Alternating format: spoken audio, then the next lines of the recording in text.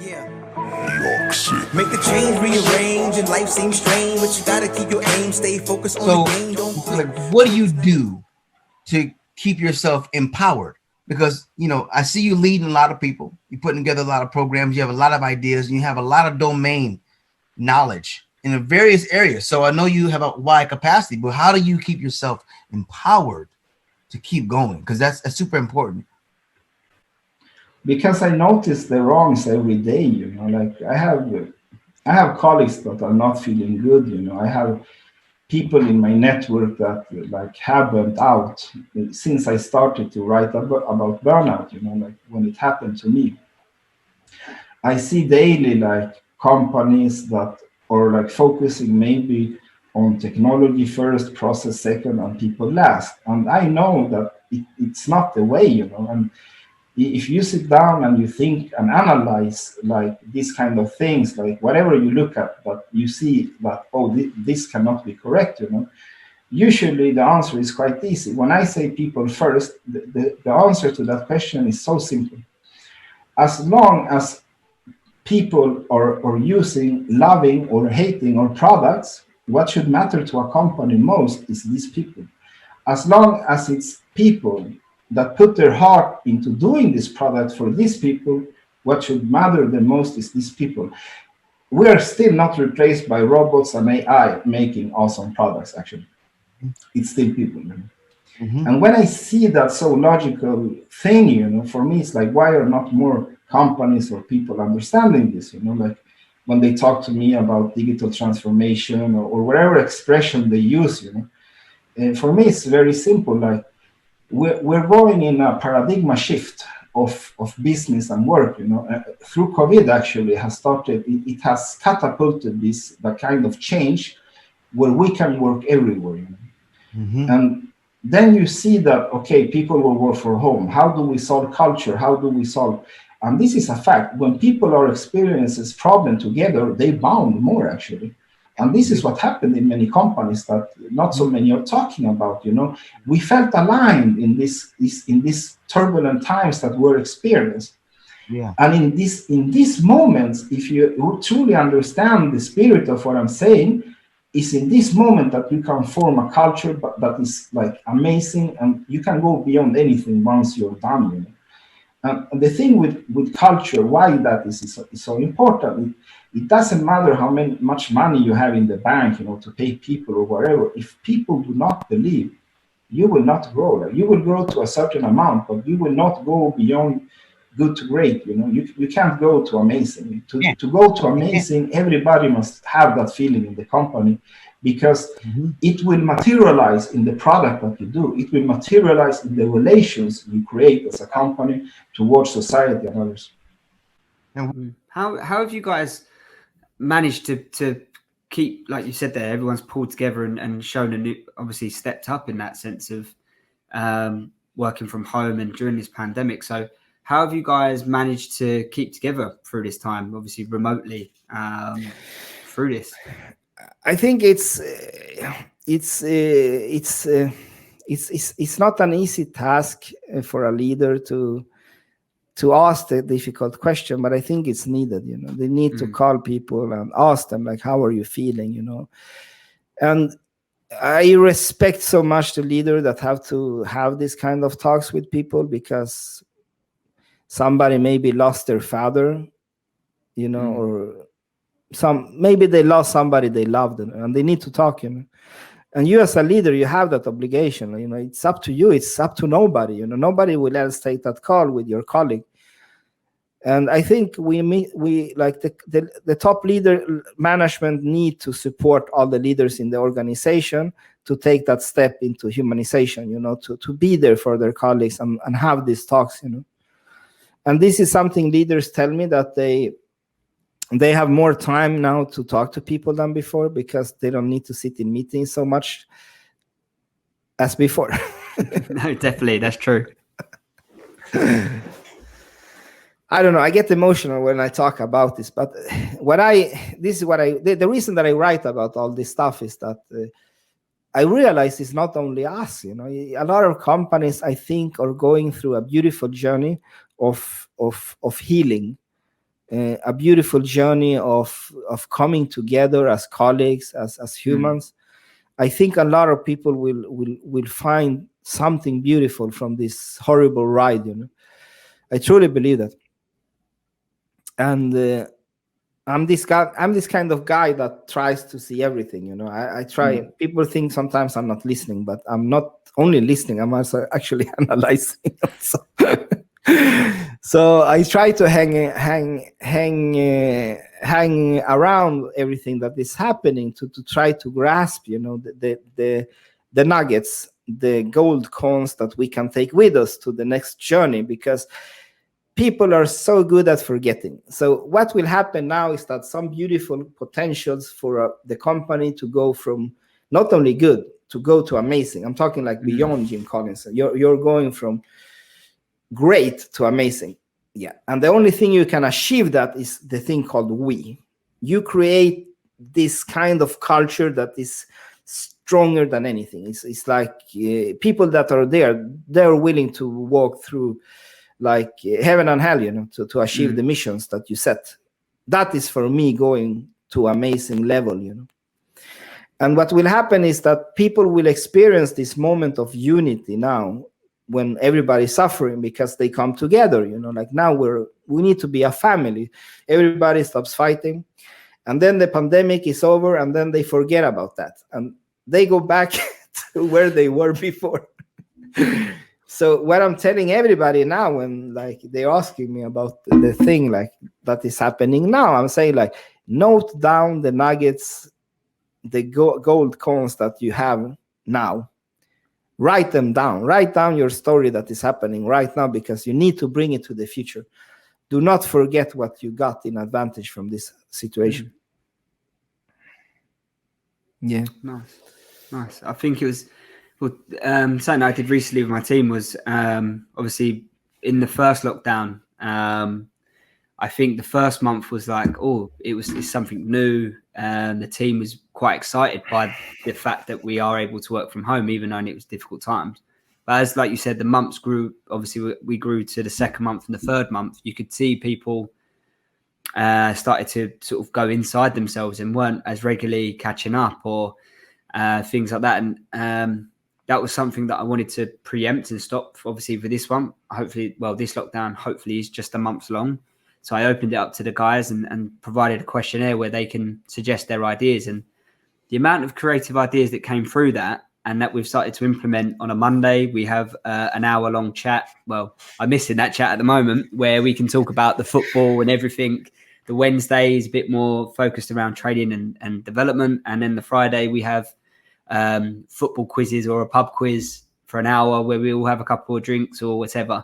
And just seeing that, then got the guys taking control and suggesting that was something that I was really impressed with. And actually going forward is, like I said, we're implementing it right now. So did you guys do anything like that as well in terms of adding your own twist on it? Or again, not from a social point, but again, from having that chance where everyone can talk to each other, or the quizzes, for example, or anything like that at all?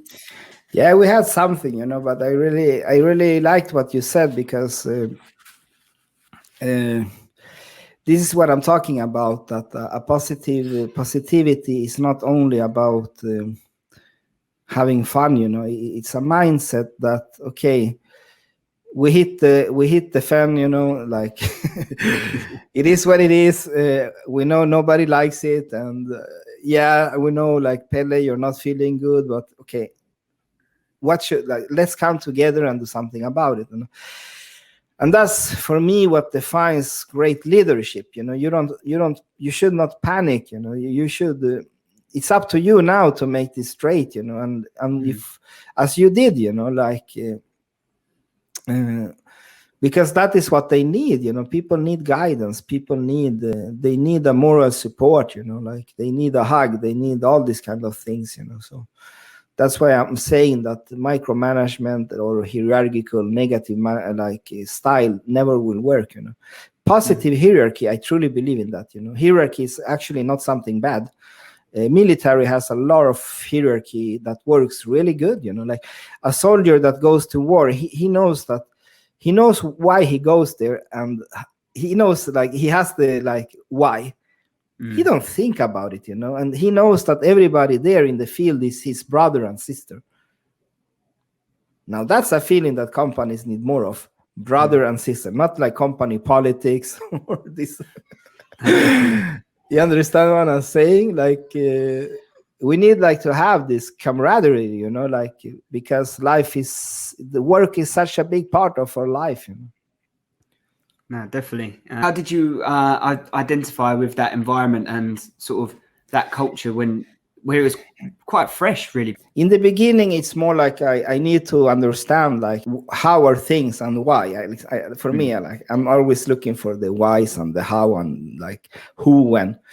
That's usually what I do. The first exercise when I mentor startups, I tell them to do the like what are we doing? Why are you doing that? How are you doing it?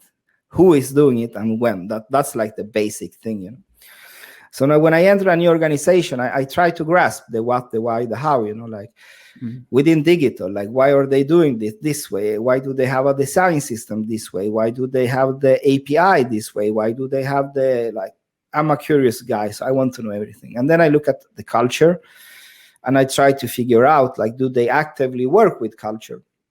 But most companies don't work actively with culture, So what I do is that I try to see, like, okay, how can we start? Like, where should we start? And the problem why companies have a hard time with the company culture is that they don't know how to measure.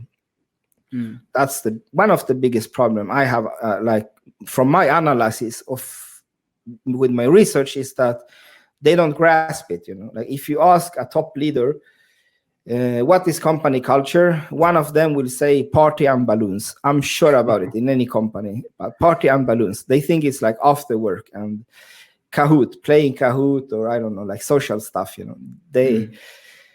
and yeah, some of them will grasp it. They will do, but they don't know how. That is the problem. Most don't know how to do it and where to start, And the first thing you need to start with company culture is that I think you must follow some kind of existing type of guideline. The same with Scrum, you need to find a process, and you can start with like motivation and the 7 pillars. That is what I recommend now, because that's the easiest one for everybody to understand. Everybody can understand the motivation, the 3 factors with autonomy and stuff like that. And if you implement good autonomy, you will remove micromanagement, and then you will start to heal. You will start to create this good company culture where people want to be. Like people like me and you, skilled people, we don't stay around if people treat us badly, do we? So first you need to create a good environment, and you do that by implementing these good factors like positivity. Get people to meet each other, talk to each other, And for me, when I entered Framtend, I was very skeptical, to be honest, because I went from a medium-sized big company to a larger company, actually. So I thought maybe there will be more politics here, or maybe there will be more like stuff that I don't like, that I need to address, And maybe I don't have the patience, because that's one of my, how can I say, not so strong side. I don't have patience for things I want to change. I want them to go fast, And that's usually it's better to have patience. But I'm working on that with mindfulness. Anyway, I was really amazed, that Framtend has had such much heart, and so little dysfunctionality when it comes to people talking to each other. And the reason that I went for Framtend and did not, I was actually going to start a new company. I had 2 really good offers on my table, even better maybe in terms of salary, but nobody could give me the possibility of being on a journey of a startup with 1,000 people. And I'm writing a book. So for me, that was like a no-brainer. For me, this was the best adventure I could find to hang on. And for the first meeting, when like Glenn puts together a meeting, he brought more leaders, to the meeting. And I was not even in this. I haven't even applied to a job. he was just interested to get me in because we have met at the events that I was organizing. Yeah. And for me, it was like, hey, I would do that also, that is a nice gesture, that they bring other leaders. Hey, you have to meet this interesting person, And that is what people forget when they recruit, that it's a human. It's not a CV. And I noticed that they treat this person as the CV, right? And I think if you want to recruit the best, don't see them as a CV. See them as, or this is for any company. Like, see humans as a human. Don't see them as a CV or whatever. Like, treat them as a human. That's usually the best approach if you want to attract good people, because good people are more driven by the inner centric values than the outer centric. Outer centric is like money, what car will you give me, what computer will you give me. Inner centric, that is like, how will you treat me, how will you like nourish me, how will I grow here as a leader, like that is eccentric. So like for me, recruiting has always been this kind of person, get to know the human. And I don't care if people have like condition like ADHD or whatever, like in engineering, we have the highest number of people with how can you say, like Asperger, like introvert syndromes, the biggest number. The number of people with dyslexia and dysgraphia, I have dysgraphia. That's a fun thing to have when you're a programmer, because dysgraphia is a spelling disorder. But I can program perfectly. But when I type like any text or whatever, I don't see my mistakes until I have published them. And that is really annoying when you're going to become an author. I can tell you, it's really annoying.